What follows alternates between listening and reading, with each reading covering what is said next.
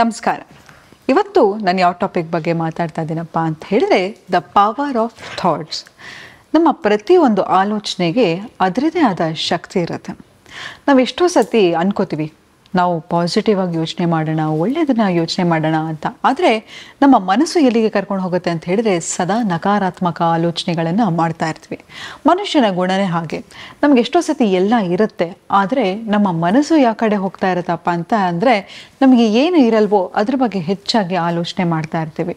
ಹೌದು, ಎಷ್ಟೇ ನೋಡಿ ಎಷ್ಟು ಸುಂದರವಾಗಿರೋ ಒಂದು ಜಾಗ ಇದ್ರೂ ಕೂಡ ಅಲ್ಲಿ ಏನಾದರೂ ಒಂದು ಊನ ಇದೆ ಅಥವಾ ಏನೋ ಒಂದು ಚೆನ್ನಾಗಿಲ್ಲ ಅಂತ ಹೇಳಿದ್ರೆ ತಕ್ಷಣ ನಮ್ಮ ಕಣ್ಣು ಅಲ್ಲಿಗೆ ಹೋಗುತ್ತೆ.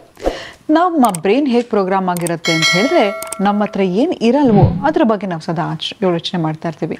ಆದರೆ ಒಂದು ಚಾಯ್ಸ್ ಇದೆ ನಮಗೆ. ಏನಪ್ಪ ಅಂತ ಹೇಳಿದ್ರೆ ಕೆಟ್ಟದನ್ನು ಆಲೋಚನೆ ಮಾಡೋತಕ್ಕಂಥ ನಮ್ಮ ಮೆದುಳು ಒಳ್ಳೆಯದನ್ನು ಕೂಡ ಆಲೋಚನೆ ಮಾಡ್ಬೋದು. ನಾವು ಸದಾ ಪಾಸಿಟಿವ್ ಆಗಿರ್ಬೋದು. ನಾವು ಪಾಸಿಟಿವ್ ಆಗಿದ್ದರೆ ನಮ್ಮ ಆರ ಅಂತ ಹೇಳಿದ್ರೆ ಪ್ರತಿಯೊಬ್ಬ ಮನುಷ್ಯನಿಗೂ ಒಂದು ಮ್ಯಾಗ್ನೆಟಿಕ್ ಫೀಲ್ಡ್ ಇರುತ್ತೆ. ನಾವು ಯಾವಾಗ ಒಳ್ಳೆ ಆಲೋಚನೆಗಳನ್ನು ಮಾಡ್ತಾ ಇರ್ತೀವೋ, ಆಲೋಚನೆಗಳನ್ನು ಮಾಡ್ತಾ ಇರ್ತೀವೋ, ಒಳ್ಳೆ ಸಂಸ್ಕಾರವನ್ನು ಹೊಂದಿರ್ತೀವೋ ಆಗ ಅದು ನಮ್ಮ ಆರದಲ್ಲಿ ರಿಫ್ಲೆಕ್ಟ್ ಆಗ್ತಾ ಇರುತ್ತೆ. ಆದರೆ ಇವತ್ತು ಹೇಗೆ ನಕಾರಾತ್ಮಕ ಆಲೋಚನೆಗಳನ್ನು ತಡೆಗಟ್ಟೋದು, ಹೇಗೆ ಪಾಸಿಟಿವ್ ಥಿಂಕಿಂಗ್ನ ಪ್ರಾಕ್ಟೀಸ್ ಮಾಡೋದು ಅನ್ನೋದ್ರ ಬಗ್ಗೆ ಮಾತಾಡ್ತಾ ಹೋಗ್ತೀನಿ. ಮೊದಲನೇದಾಗಿ ಕಂಪ್ಲೇಂಟ್ ಮಾಡೋದನ್ನು ನಿಲ್ಲಿಸ್ಬೇಕು. ಕಂಪ್ಲೇಂಟ್ ಅಂತಂದರೆ ಏನು, ಯಾರ ಹತ್ರನೋ ಹೋಗಿ ಕಂಪ್ಲೇಂಟ್ ಮಾಡ್ತಾ ಇದ್ದೀರಾ ಅಂತ ಅಲ್ಲ.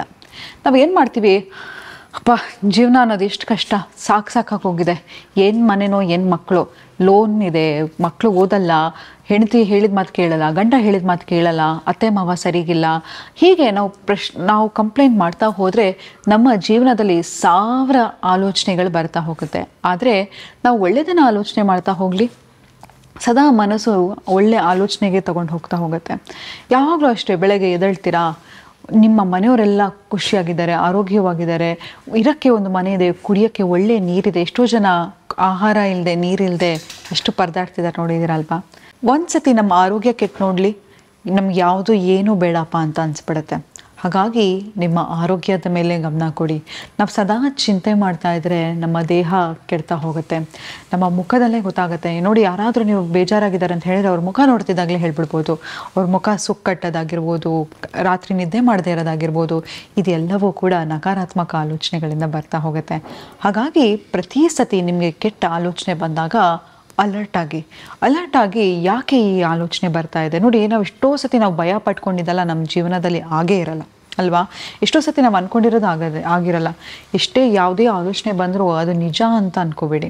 ಯಾವಾಗಲೂ ಅಷ್ಟೇ, ನಿಮ್ಗೆ ಯಾವುದೇ ಥರ ಕೆಟ್ಟ ಆಲೋಚನೆಗಳು ಬಂದರೆ ತಕ್ಷಣ ಸೆಲ್ಫ್ ರಿಫ್ಲೆಕ್ಟ್ ಮಾಡ್ಕೊಳ್ಳಿ, ಇದು ನಿಜವಾಗ್ಲೂ ನನಗೆ ಹೌದಾ ಅನಿಸ್ತಿದೆಯಾ ಅಂತ. ಯಾಕಂತ ಹೇಳಿದ್ರೆ ನಾವು ಮಾಡ್ತಕ್ಕಂಥ ಆಲೋಚನೆಗಳು ಯಾವುದೂ ನಿಜವಾಗಿರಲ್ಲ. ಹಾಗಾಗಿ ಸೆಲ್ಫ್ ರಿಫ್ಲೆಕ್ಷನ್ ಅನ್ನೋದು ತುಂಬಾ ಮುಖ್ಯ. ಮತ್ತು ನೋಡಿ, ಅದನ್ನೇ ಹೇಳ್ತಾ ಇದೆ, ನಿಮಗೆ ಯಾವುದು ಒಳ್ಳೆಯದಿದೆ ನಿಮ್ಮ ಜೀವನದಲ್ಲಿ ಅದರ ಬಗ್ಗೆ ಯೋಚನೆ ಮಾಡ್ತಾ ಹೋಗಿ, ಯಾವುದು ಇಲ್ವೋ ಅದನ್ನು ಮರೀತಾ ಬನ್ನಿ. ಆದರೆ ಖುಷಿ ಕಂಡ್ಕೊಳ್ಳೋದು ಹೇಗೆ, ಕೆಟ್ಟ ಇನ್ಸಿಡೆಂಟಲ್ಲಿ ಕೂಡ ನಾವು ನಮ್ಮ ಲೈಫಲ್ಲಿ ಏನೂ ಸರಿ ಆಗ್ತಿಲ್ಲ ಅಂತ ಹೇಳಿದ್ರು ಆದರೂ ಅದರಲ್ಲಿ ಏನಾದರೂ ಒಂದು ಒಳ್ಳೆಯ ವಿಷಯಗಳಿರುತ್ತೆ, ಅದನ್ನು ನೆನೆಸ್ಕೊತಾ ಹೋಗಿ. ಹಾಗಾಗಿ ಜೀವನ ಅನ್ನೋದು ತುಂಬಾ ಚೆನ್ನಾಗಿರುತ್ತೆ.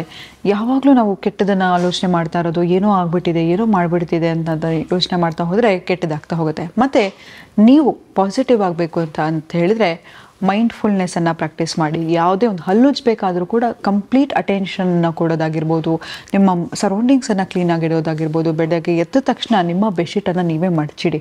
ಯಾಕೆ ಹೀಗೆ ಹೇಳ್ತಿದ್ದೀನಿ ಗೊತ್ತಾ? ಯಾವಾಗ ನೋಡಿ at the end of the day ನೀವು ತುಂಬ ದಣಿದು ಸುಸ್ತಾಗಿ ಮನೆಗೆ ಬಂದಾಗ ಏನಾಗುತ್ತೆ ಅಂತ ಹೇಳಿದ್ರೆ you look to sleep. At least ನಿಮ್ಗೆ ಇಡೀ ದಿನ ಏನೂ ನಿಮ್ಗೆ ಆಗಿಲ್ಲ ಅಂತ ಹೇಳಿದ್ರು ಒಂದು ಸಣ್ಣ ಅಕಂಪ್ಲಿಷ್ಮೆಂಟ್, ನನ್ನ ಬೆಡ್ ಚೆನ್ನಾಗಿದೆ, ನನ್ನ ರೂಮ್ ಚೆನ್ನಾಗಿದೆ ಅಂತ ಹೇಳಿದ್ರೆ ನಿಮ್ಮ ಮೂಡ್ ಇನ್ಸ್ಟೆಂಟಾಗಿ ಬೂಸ್ಟ್ ಆಗ್ತಾ ಹೋಗುತ್ತೆ. ನಾನು ಎಷ್ಟೊಂದು ಸಂಚಿಕೆಯಲ್ಲಿ ಹೇಳಿದ್ದೀನಿ, ಮನೆಯನ್ನು ಯಾಕೆ ಅಚ್ಚುಕಟ್ಟಾಗಿ ಇಟ್ಕೋಬೇಕು. The place where we live is an extension of our personality. ಹಾಗಾಗಿ ಹೇಗೆ ಆರ್ಗನೈಸ್ಡ್ ಆಗಿರೋದು, ಹೇಗೆ ಮನೆಯನ್ನು ಇಟ್ಕೊಳ್ಳೋದು, ಇದು ಎಲ್ಲದ್ರ ಬಗ್ಗೆ ನಾನು ಮಾತಾಡಿದ್ದೀನಿ. ಅಲ್ಲದೆ ಪ್ರತಿ ಸತಿ ನಾವು ಯಾವಾಗಲೂ ಅಷ್ಟೇ ನಮ್ಮನ್ನು ನಾವು ಕನ್ನಡಿಯಲ್ಲಿ ನೋಡ್ಕೊಂಡಾಗ ಕೂಡ ಸೆಲ್ಫ್ ಪಾಸಿಟಿವ್ ಟಾಕನ್ನು ಮಾತಾಡ್ತಾ ಹೋಗೋಣ. ಯಾಕಂತ ಹೇಳಿದ್ರೆ ನಾವೇನು ಮಾಡ್ತೀವಿ, ಕನ್ನಡಿ ಮುಂದೆ ಹೋಗ್ತೀವಿ, ನಾನು ಎಷ್ಟು ಡುಮ್ಮುಕ್ಕಿದ್ದೀನಿ, ಎಷ್ಟು ಕಪ್ಪುಗಿದ್ದೀನಿ, ನನ್ನ ಮೂಗು ಎಷ್ಟು ದಪ್ಪ ಇದೆ, ನನ್ನ ಕಣ್ಣು ಯಾಕೆ ಹಿಂಗಿದೆ, ಏನಾಗಿದೆ, ಕಣ್ಣು ಸುತ್ತ ಕಪ್ಪಾಗಿದೆ, ಹೀಗೆ ನೆಗೆಟಿವ್ ಸೆಲ್ಫ್ ಟಾಕನ್ನು ಮಾತಾಡ್ಕೋತಾ ಹೋಗ್ತೀವಿ. ನೋಡಿ, ನಿಮ್ಮನ್ನು ನೀವೇ ಅಕ್ಸೆಪ್ಟ್ ಮಾಡ್ಕೊಂಡಿಲ್ಲ ಅಂತ ಹೇಳಿದರೆ ಬೇರೆಯವ್ರು ಹೇಗೆ ಅಕ್ಸೆಪ್ಟ್ ಮಾಡಲಿಕ್ಕೆ ಸಾಧ್ಯ? ಹಾಗಾಗಿ ನಿಮಗೆ ನಿಮ್ಮ ದೇಹದ ಗಾತ್ರ ಜಾಸ್ತಿ ಇದೆ ಅಂತ ಅನಿಸಿದ್ರೆ ವರ್ಕೌಟ್ ಮಾಡಿ, ಒಳ್ಳೆಯ ಆಹಾರ ತಿನ್ನಿ, ಏನನ್ನು ಮಾಡಬೇಕಾದ್ರೂ ಮೈಂಡ್ ಮೈಂಡ್ಫುಲ್ನೆಸ್ಸಿಂದ ಪ್ರಾಕ್ಟೀಸ್ ಮಾಡಿ. ನಂತರ ಇನ್ನೊಂದೇನಂತ ಹೇಳಿದರೆ, ನಾನು ಹೇಳಿದೆ ತುಂಬಾ ಎಂಫಸೈಸ್ ಮಾಡ್ತಾನೇ ಇದ್ದೀನಿ ಅದ್ರ ಬಗ್ಗೆ, ಮೆಡಿಟೇಷನ್ ಅಥವಾ ಸ್ಪಿರಿಚುಯಾಲಿಟಿ ಕಡೆ ಹೋಗಿ. ಯಾಕಂತ ಹೇಳಿದ್ರೆ ಅದು ನಿಮ್ಮನ್ನು ಸೆಂಟರ್ಡ್ ಆಗಿರುತ್ತೆ. ನಮ್ಗೆ ಯಾವುದೇ ಒಂದು ಆಲೋಚನೆ ಬಂದಾಗ ಕೂಡ ಕ್ವಶನ್ ಮಾಡಿ, ಯಾಕೆ ನನಗೆ ಅನಿಸ್ತಾ ಇದೆ, ಈಗ ನಂಗೆ ಹೀಗೆ ಅನಿಸ್ತಾ ಇದೆ, ಒಂದು ವಾರ ಆದಮೇಲೆ ಕೂಡ ಇದೇ ಥರ ನಂಗೆ ಅನ್ಸುತ್ತಾ, ಒಂದು 15 ದಿನ ಆದಮೇಲೆ ಕೂಡ ಹೀಗೆ ಅನ್ಸುತ್ತಾ. ಯಾವಾಗಲೂ ಅಷ್ಟೇ ನೆಗೆಟಿವ್ ಆಲೋಚನೆ ಬಂದ ತಕ್ಷಣ ನಿಮಗೆ ನೀವೇ ಒಂದು ಹಾಗೂ ನಿಮ್ಗೆ ಗೊತ್ತಾಗಲ್ಲ ಅಂತ ಹೇಳಿದ್ರೆ ಒಂದು ಕೈಗೆ ಒಂದು ರಬ್ಬರ್ ಬ್ಯಾಂಡ್ ಹಾಕ್ಕೊಂಡಿರಿ. ಪ್ರತಿ ಸತಿ ನೀವು ನೆಗೆಟಿವ್ ಆಲೋಚನೆ ಮಾಡಿದಾಗ ಒಂದು ಬ್ಯಾಂಡಲ್ಲಿ ತೊಗೊಂಡು ಹೊಡ್ಕೊಂಡಂಗೆ, ಸೊ ನಿಮ್ಮ ಬಾಡಿ ಅಲರ್ಟ್ ಆಗ್ತಾ ಹೋಗುತ್ತೆ, ನಾನು ಇದನ್ನು ಆಲೋಚನೆ ಮಾಡೋದನ್ನು ನಿಲ್ಲಿಸಬೇಕು ಅಂತ. ಅಥವಾ ಕೆಲವು ಸತಿ ಅನಿಸ್ತಾ ಇರ್ತವೆ, ರಿಪಿಟೆಡ್ಲಿ ಅದೇ ಥಾಟ್ ಬರ್ತಾ ಇದ್ದಾಗ ಕೂಡ ನಿಮಗೆ ನೀವು ಅಲರ್ಟ್ ಮಾಡ್ಕೊಳ್ಳೋದನ್ನು ಮರಿಬೇಡಿ.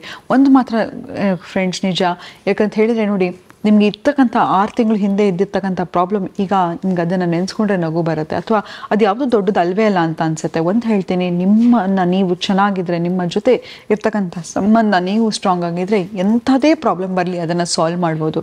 ಹಾಗಾಗಿ ಯಾವಾಗಲೂ ಅಷ್ಟೇ, ಯಾವುದೇ ಥರ ಆಲೋಚನೆ ಬಂದರೂ ಒಂದು ತಿಳ್ಕೊಳ್ಳಿ, ಬೆಳಗ್ಗೆ ಒಬ್ಬ ನಗ್ತಾ ಇದ್ದಾನೆ ಅಂತ ಹೇಳಿದರೆ ಇಡೀ ದಿನ ನಗ್ತಾ ಇದ್ದರೆ ಅವನನ್ನು ಹುಚ್ಚಾಸ್ಪತ್ರೆಗೆ ಸೇರಿಸ್ತಾರೆ. ಹಾಗಾಗಿ ನಿಮ್ಮ ಎಮೋಷನ್ಸ್ ಯಾವುದೇ ಬರಲಿ ಅದು ಟೆಂಪ್ರವರಿ, ಯಾವುದೂ ಕೂಡ ನಿಮ್ಮ ಲೈಫಲ್ಲಿ ಹಾಗೇ ಇದ್ದುಬಿಡುತ್ತೆ ಅಂತಲ್ಲ.